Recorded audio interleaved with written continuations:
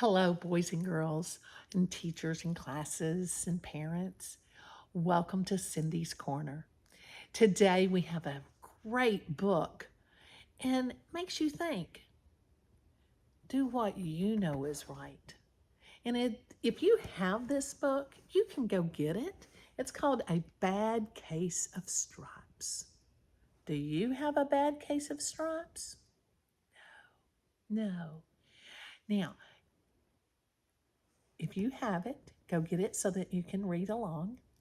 And remember, at the end of the story, make sure you give us a thumbs up and give me a time that you had something that you didn't think anybody liked and they made fun of you. It's never fun to make fun of someone else, even if you have stripes. Let's read about A Bad Case of Stripes. Here's our title page, A Bad Case of Stripes. Our author is David Shannon. We've heard of David Shannon, haven't we? Yes, he writes some great books. Like David.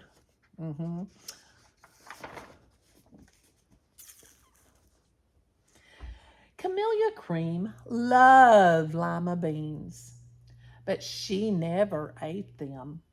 All of her friends hated lima beans, and she wanted to fit in. Camellia was always worried about what other people thought of her. Today, she was fretting even more than usual.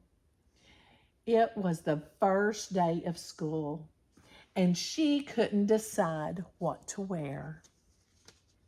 There were so many people to impress. She tried on 42 outfits, but none seemed quite right. She put on a pretty red dress and looked in the mirror. Then she screamed. Her mother ran into the room and she screamed too. "Oh my heavens!" she cried. "You're completely covered with stripes." This was certainly true. Camellia was striped from head to toe. She looked like a rainbow. Mrs. Cream felt Camellia's forehead. "Do you feel all right?" she asked. "I feel fine," Camellia answered. "But just look at me." "You get back in bed this instant," her mother ordered. "You're not going to school today." Camellia was relieved. She didn't want to miss the first day of school, but she was afraid of what the other kids would say. And she had no idea what to wear with those crazy stripes. That afternoon, Dr. Bumble came to examine Camellia. "Most extraordinary," he exclaimed. "I've never seen anything like it. Are you having any coughing, sneezing, runny nose, aches, pains, chills, hot flashes, dizziness, drowsiness, shortness of breath, or uncontrollable twitching?" "No," Camellia told him. "I feel fine." "Well then," Dr. Bumble said, turning to Mrs. Cream, "I don't see any reason why she shouldn't go to school tomorrow. Here's some ointment that should help clear up those stripes in a few days. If it doesn't, you know where to reach me." And off he went. The next day was a disaster. Everyone at school laughed at Camellia. They called her Camellia Crayon and Night of the Living Lollipop.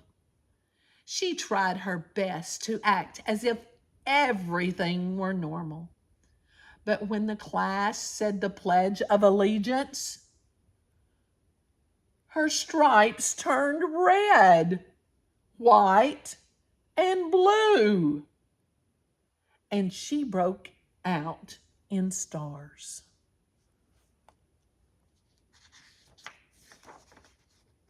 Would you like that to happen to you? The other kids thought this was great. One yelled out, "Let's see some purple polka dots." Sure enough, Camellia turned all purple polka dotty. Someone else shouted, "Checkerboard!" And a pattern of squares covered her skin. Soon, everyone was calling out different shapes and colors, and poor Camellia was changing faster than you could change channels on a TV.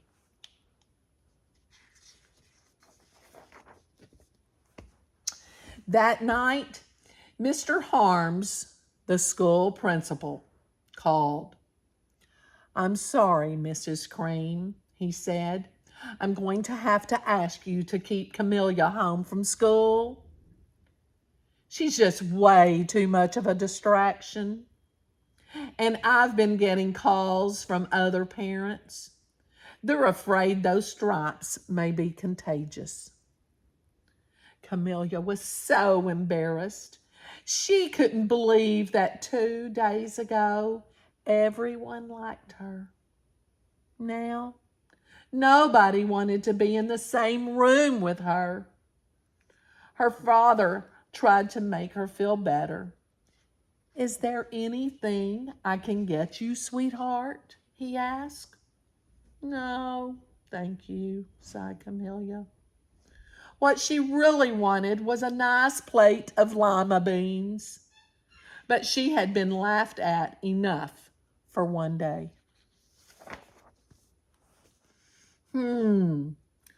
Well, yes, I see," Dr. Bumble mumbled when Mrs. Cream phoned the next day.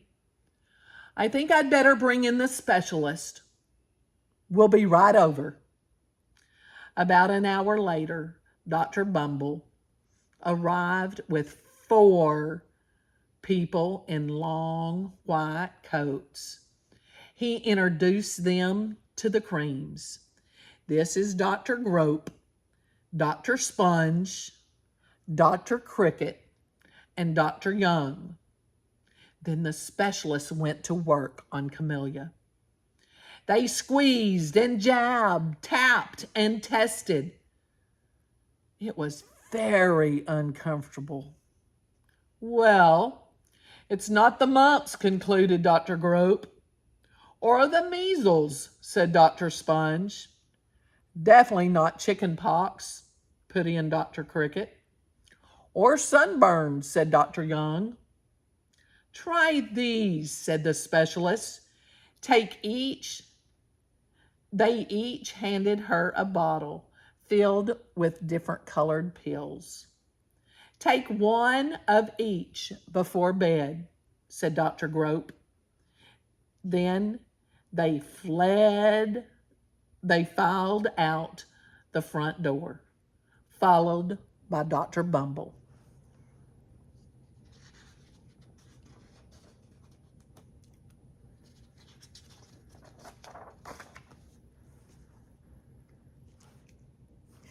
The next morning, Camellia took her medicine, or that night, Camellia took her medicine. It was awful. When she woke up the next morning, she did feel different. But when she got dressed, her clothes didn't fit right. She looked in the mirror, and there, staring back at her, was a giant, multicolored pill with her face on it.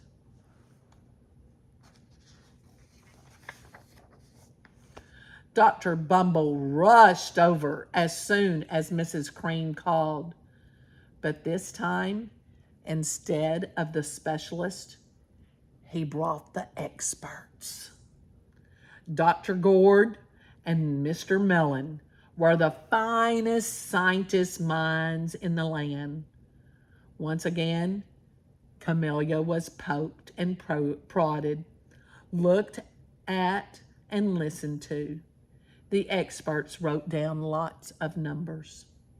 Then they huddled together and whispered. Dr. Gord finally spoke. It might be a virus, he announced with authority. Suddenly, fuzzy little virus balls appeared all over Camellia. Or possibly some form of bacteria, said Mr. Mellon. Out popped squiggly little bacteria tails. Or it could be a fungus, added Dr. Gord. Instantly, Camellia was covered with different colored fungus blotches. The experts looked at Camellia, then at each other. We need to go over these numbers back at the lab, Dr. Gord explained. We'll call you when we know something. But the experts didn't have a clue, much less a cure.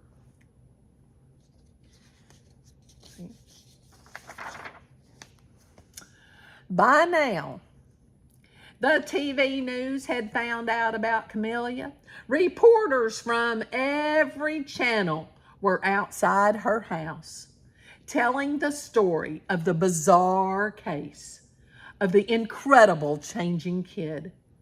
Soon, a huge crowd was camped out on the front lawn.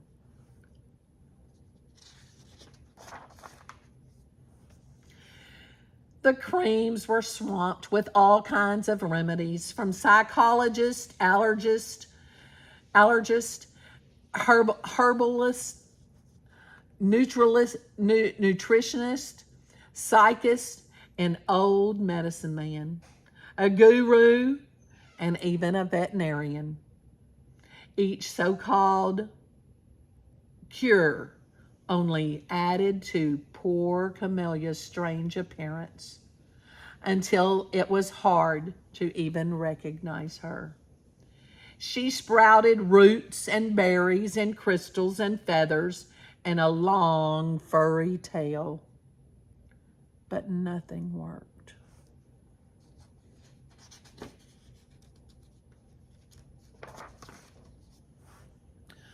One day, a woman who called herself an environmentalist therapist claimed she could cure Camellia. Close your eyes, she said. Breathe deeply and become one with your room. I wish you hadn't said that, Camellia groaned. Slowly, she started to melt into the walls of her room. Her bed became her mouth.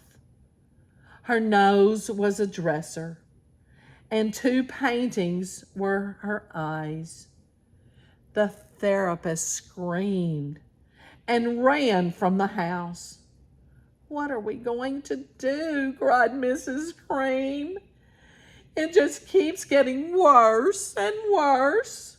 She began to sob.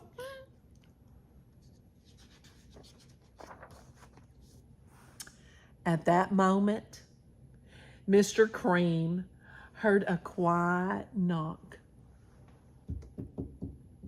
at the front door.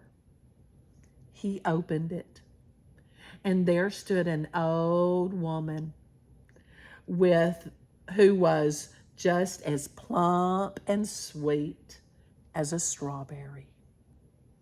Excuse me, she said brightly, but I think I can help. You think she can help? She went into Camelia's room and looked around. My goodness, she said with a shake of her head. What we have here is a bad case of stripes. one of the worst I've ever seen. She pulled a container of small green beans from her bag. Here, she said, these might do the trick. Are those magic beans? Asked Mrs. Cream. Oh my, no, replied the kind old woman. There's no such thing. These are just plain old lima beans. I'll bet you'd like some, wouldn't you? She asked Camellia. Camellia wanted a big, heaping plateful of lima beans, more than just anything. But she was still afraid to admit it. Yuck, she said. No one likes lima beans, especially me. Oh dear, the old woman said sadly. I guess I was wrong about you. She put the beans back in her bag and started toward the door. Camellia watched the old woman walk away. Those beans would taste so good, and being laughed at for eating them was nothing compared to what she had been going through. She finally couldn't stand it. Wait, she cried. The truth is, I really love lima beans. I thought so, the old lady said with a smile. She took a handful of beans and popped them into Camellia's mouth.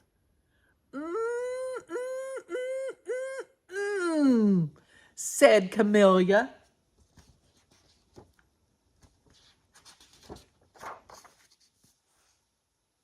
Suddenly, the branches, feathers, and squiggly tails began to disappear. Then the whole room swirled around. When it stopped, there stood Camellia, and everything was back to normal.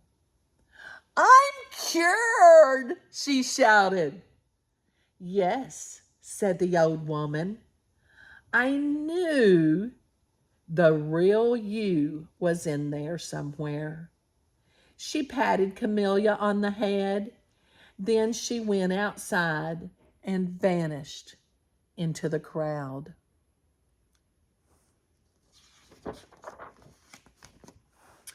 Afterward, Camellia wasn't quite the same. Some of the kids at school said she was weird, but she didn't care about it. She ate all the lima beans she wanted, and she never had even a touch of stripes again.